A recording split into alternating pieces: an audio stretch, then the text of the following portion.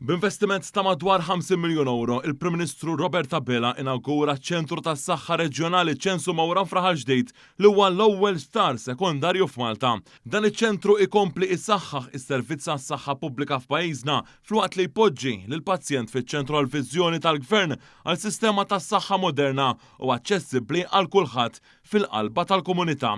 Dan iċ-ċentru jinkludi 6 sulari mediċi u 3 sulari tekniċi. Il-faċilità diġà ilha numru ta' ġimgħat topera fejn qed jiġu offruti il fuq minn 50 servizz mediku differenti lil eluf ta' pazjenti, inklużi dawk tal-outpatients bħal podjatrija, fiżjoterapija, klinika tal-mediċina respiratorja fost oħrajn. Dr. Abela rimarka kif Malta bħalissa tinsab fost il-pajjiżi bl-ogħla livell ta' fiduċja fis-servizzi pubbliċi tas-saħħa. Il-Prim Ministru sostna li l-Gvern impenjat li jibqa' jinvesti fis-settur tas-saħħa biex din il-fiduċja tkompli tiżdied.